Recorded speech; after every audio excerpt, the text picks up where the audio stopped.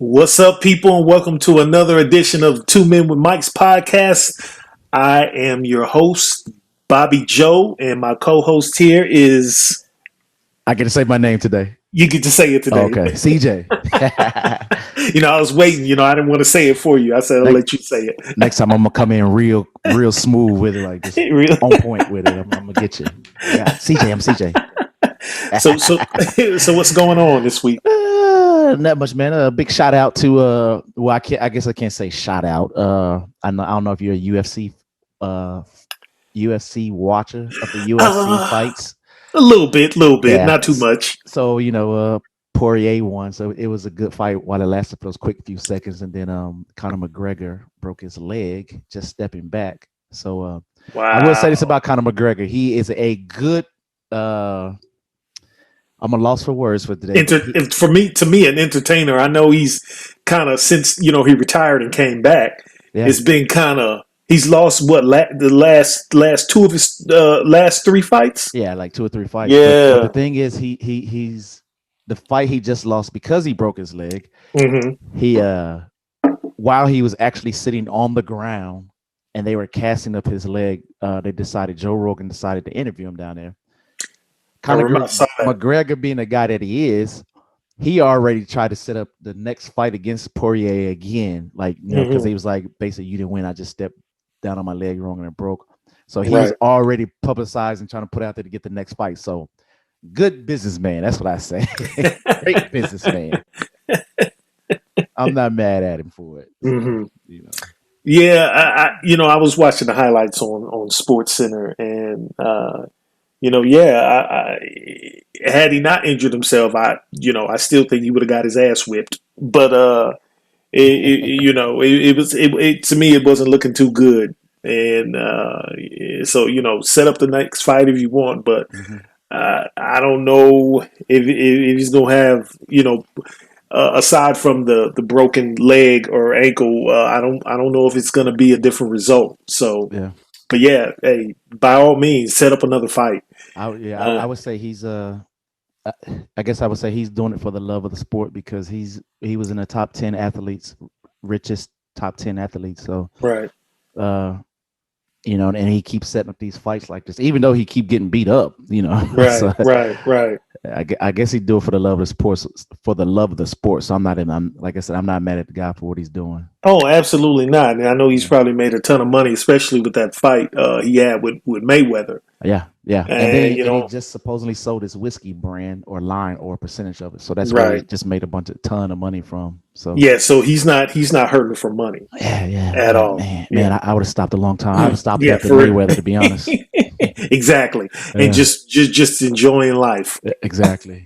Yeah, that definitely would have been me. So yeah. Well, speaking of enjoying life and enjoying work and all that, I don't know, is Team USA right now really enjoying what's going on? They're now 0-2. Yeah. And I know it's exhibition games, but they've lost to Nigeria and they've lost to Australia. So, what are your thoughts on those losses? Because I was kind of shocked. I mean, I know it's exhibition, but here's the thing that I was gonna say. Just coming out of the gate, even before I start, big shout out to Dominican Republicans because they had beat the Philippines badly. Dominican Republican is like my home away from home. Almost. I just love it. There are some pretty women there too. So anyway, I believe it. But as I say, big up to them. But listen, I'm gonna tell you this. This roster, looking at the roster, I'm gonna name off some of these names. You got Bradley Beal, Devin Booker, Kevin Durant, Jeremy Grant, Draymond Green, Drew Holiday, Zach LaVine, Damian Lillard, Kevin Love, Chris Middleton, and Jason Tatum. I don't know, maybe before I start saying anything. What do you think about that roster? I mean, I think it's a hell of a roster. I think my concern, I thought about maybe is it an issue of chemistry? Because it seems like also, with an issue of chemistry, also that these teams are also wearing them down, and they've only had a few days of practice together. And yeah, so here's what I would say is I'm not so impressed with the roster. You know, Hmm. you have one or two powerhouses, and maybe I'll give them three. Chris Middleton, he did since the uh, championship series that's going on right now. He's made me into a believer of him. I wasn't much of a believer of him, Hmm. and I do watch basketball, but I just wasn't that into him. But now, I mean, actually watching him, I think he's a pretty good fit. Along Okay. with Kevin Durant, Devin Booker, and Jason Tatum, you have those guys, right?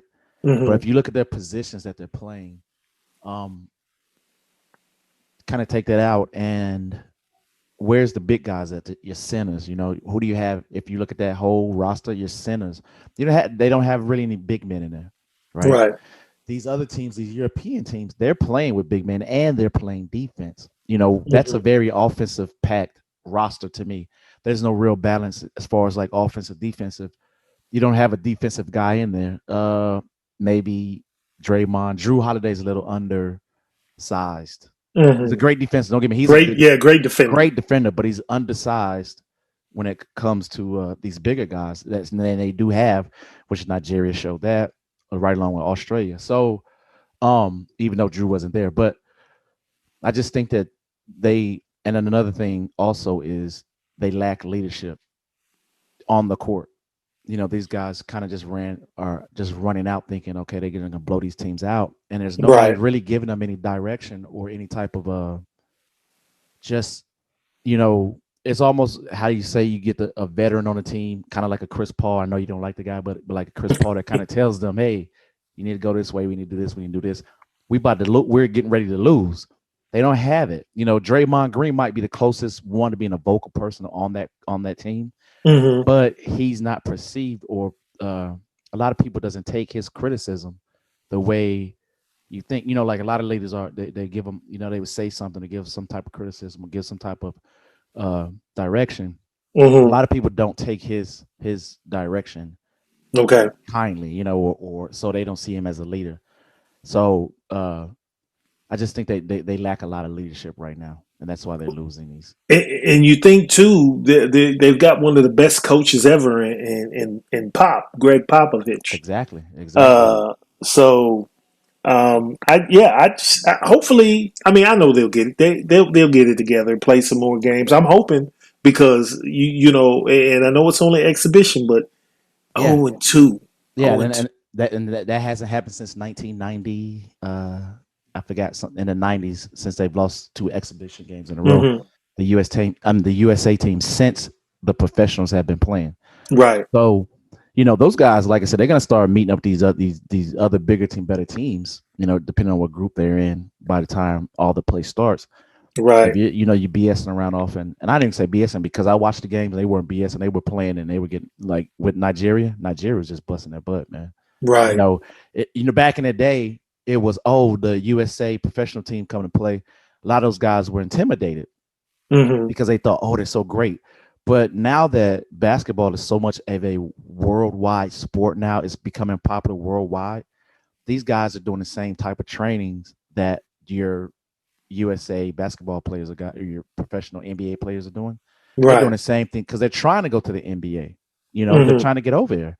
So they're doing everything. So they're not intimidated by these guys anymore. They're actually trying to compare their game to the NBA players and say if I can play with this guy in this Olympics and even but say if my name is Yobadoka Kuko or whoever the heck, you know, that's my African name, and I Right. get out there and I know that we're playing Team USA today, I'm trying to drop 30, 40 and keep Right. if I'm guarding Garnett, I mean not Garnett, but Durant, if I'm guarding Garnett, why do I keep saying Garnett? Durant, if Durant. I'm guarding Durant, I'm gonna try my best to make sure that he probably scores maybe two or four. Right. I'm gonna keep it as minimal as possible, and I'm gonna keep my points, all my stats higher than his. I'm Hmm. trying to get seen. You know, I want to be seen. Look that I'm showing them, Right. hey, I can play with these guys. Just give Right. me a chance. So come get me from my village to where I'm at or whatever it may be. Right. You know. So that's another big difference I think that's happening now. Teams are not afraid of the USA anymore because Hmm. these guys are playing the same game now. Yeah, I mean, you know, they're still the best basketball players in the world, in my opinion, NBA players. But yeah, they better. when I saw it last night, I said, "What?" I said, "They lost again, Yeah. again," and it's just, and I think they lost to Australia about you said about 9 points or something Yeah. like that. Yeah. So I mean, Unheard of. yeah, I think it'll they'll I think they'll get it together. I think they will. I'm hoping. I'm You, hoping. you you think so? Do you? Let me ask. I'll ask you this question. Do you think they would Okay. have been a better team if LeBron was playing with them, or would it made a difference?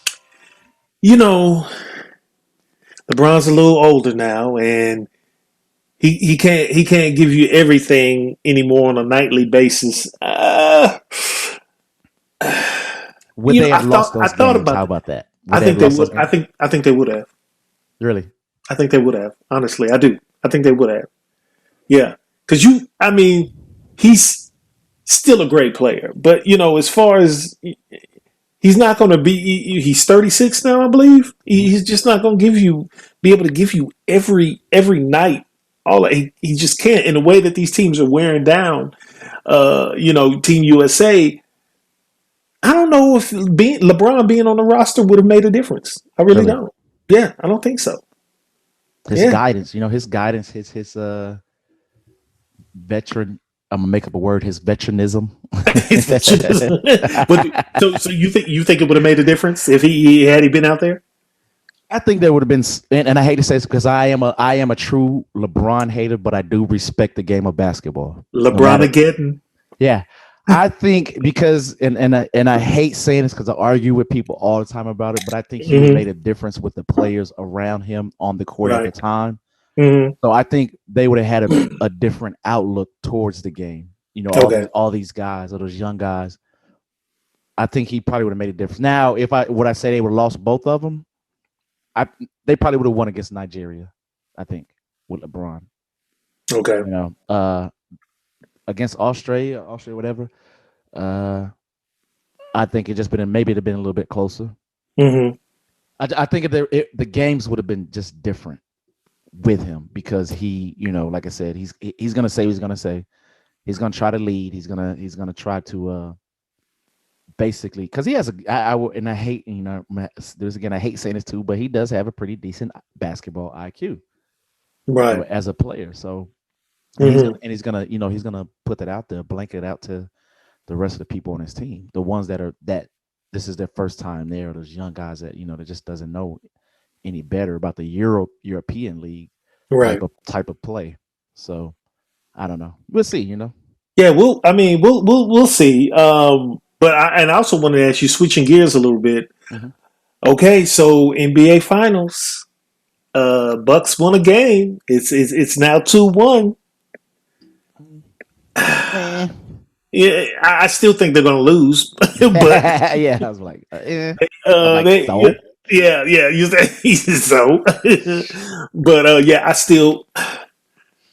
I think you said it, and I think I said I agree with it. I still say Suns in six. Yeah, that's me. Suns and Yeah, six. they got a game. They got another game coming up here soon on Wednesday. So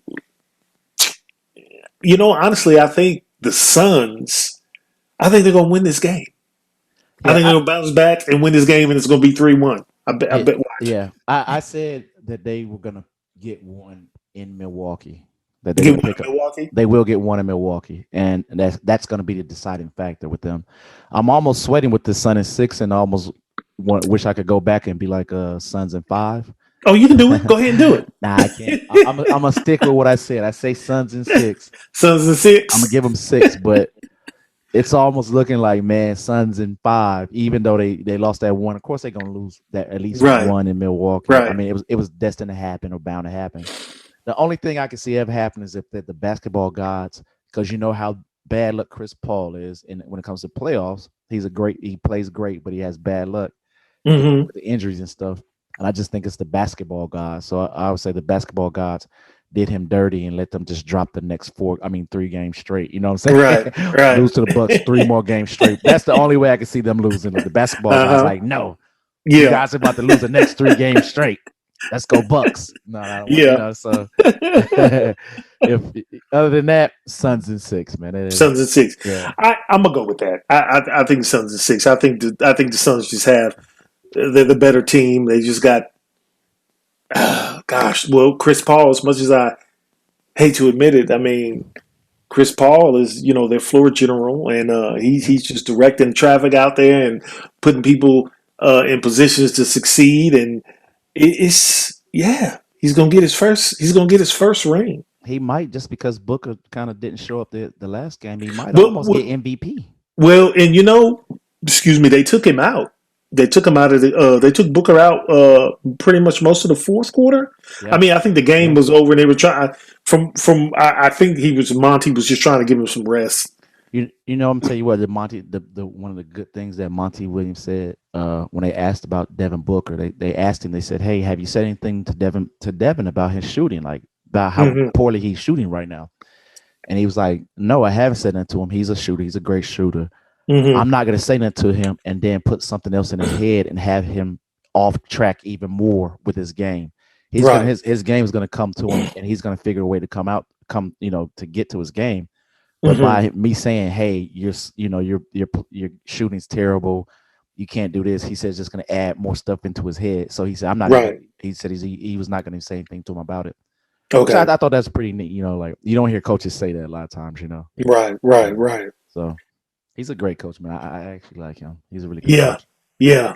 Well, we'll see what happens. Yeah, Suns and six. That's all I got. Yeah. But so I want to go to we have a question.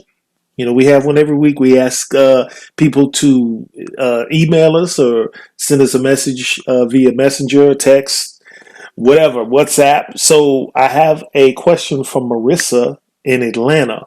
Uh-huh. And Marissa wants to know, do men recognize when they have mommy issues? And if so, how does that affect them in relationships or when they're dating? Heck no, they don't recognize they have mommy I was issues. about If I they was about to had, say the same thing too. yeah, if they recognize they had mommy issues, there wouldn't be any issues because they know they got mommy issues, right? And I So think some would recognize it and not even try to do anything to correct it. yeah, so it's not mommy issues. I mean, guys don't know that. I mean, I think you can have mommy issues, and then I think so. So I'm a mama's boy, okay, um, but it doesn't affect like it's never affected a relationship or like I'm not gonna go and I always see these memes and stuff on Facebook. Oh well, asking the question, what if your mom and your wife or whatever are getting into the car, who gets the front seat, who sits in the back? I mean, which that is ridiculous. yeah, But I think the issues come in when you start putting your mother over your wife, or you're going to your mom, yeah, to complain about your significant other, your spouse, or something like that, um, or you're involving your mom in your relationship, and you're letting her dictate what goes on in a relationship. Yeah, that's definitely mommy issues, and I yeah, think it goes on. But yeah, I mean, I think you can be a mama's boy and not and have a boundary and be like, look, this is my wife, this is so and so, and I'm she comes first. So yeah. I think a lot of well, I said this. I am a mother's boy, a mommy boy by yeah, default because obviously my father wasn't there much. right, okay, So in turn, I guess that's just who I kind of clinch to and kind of whatever. But I think a lot of guys are mother's boys, and if you think about it, a lot of guys are mommy's boys, just like a lot of women are daddy's little girls when right, the fathers are present. So is it bad to be a mommy's boy? No, depending on your depths of it, like you just said, yeah, you want to love your mother. I mean, as a guy, we're always made to protect the females. So hmm, as a guy, you want to protect your mother. So you're gonna do things for her or in certain because it's just a natural instinct almost, you know. right, But like I right, said, it just in like how you say even with the car thing. Like I've been in a situation where my girlfriend and my mother, we were all going somewhere, and you know they, being mature women, they handled the whole who sits in front. But me, I could care less. My mother was like, "Girl, go sit in the front. I'm gonna sit in the front. That's that's you and your man. Like, I don't need to sit in the front." And then me, I feel good because like, I could just chauffeur mom around. She's in the back. Like, I can chauffeur around like a chauffeur or whatever. She doesn't have to be in the front. We all still going to the same place. You know what I'm saying? Right. So doesn't matter where you sit. Just kind of hitting on that whole thing. But like I said, but just being a mother's boy, I think it's almost natural with a lot of men. And your depths of it, how much you react to it might be the issue, not the issue of being a mother's boy. If you're putting your mother, like you said, over everything, and you're married, then you might have it's an issue then. Okay. Like with anything, you do things in let's say just moderations of life. So right. So yeah, I could ramble about that, but I ain't gonna even. Yeah, no, I get it. Yeah, I mean, when it starts to affect your relationship with your significant other, whether it be a longtime girlfriend, spouse, something like that.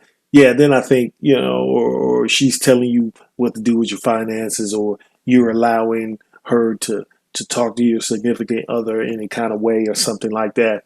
Then but like you said too, and we said earlier, I mean, I think even if I think some men will recognize it and they just don't care, and it's just, oh, this is my mama, and this is this, and she gonna always be here, and that's who raised me, and stuff like that. So, my mama always gonna be here. To be honest, I mean, like yeah.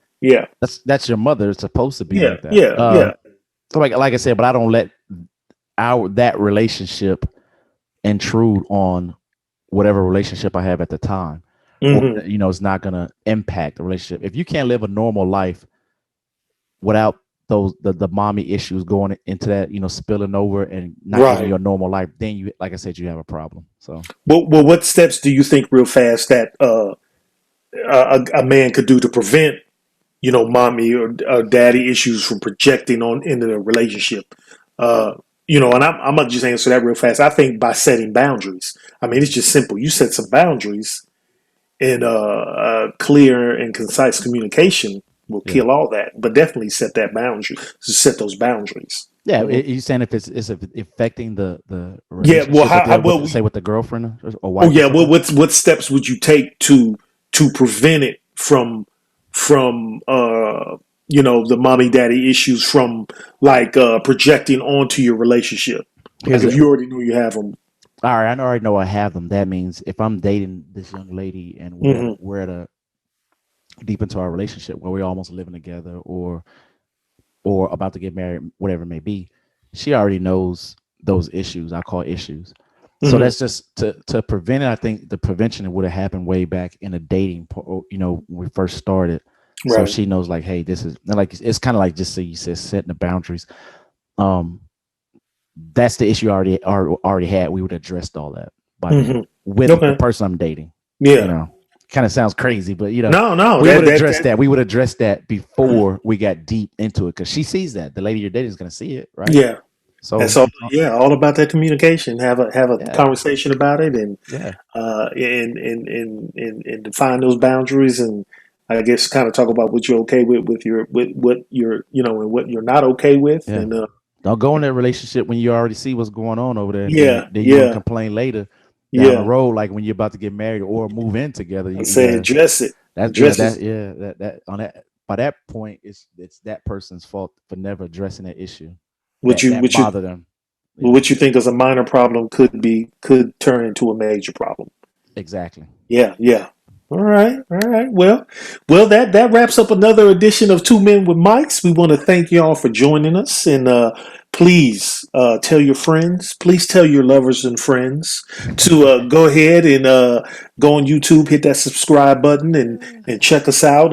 We're dropping these podcasts weekly, and if you have any questions, again, you said it's 2menwithmics@gmail.com. That's right, 2menwithmics@gmail.com.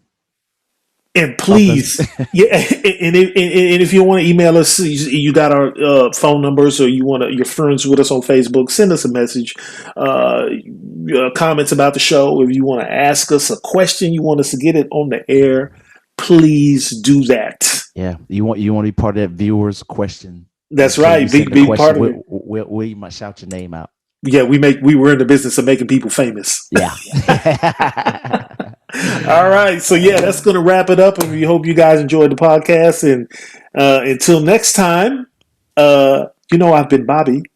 And I'm CJ. I'm not saying it this time. I'm CJ. And he's CJ. Yeah. You guys take care and enjoy your day. Later.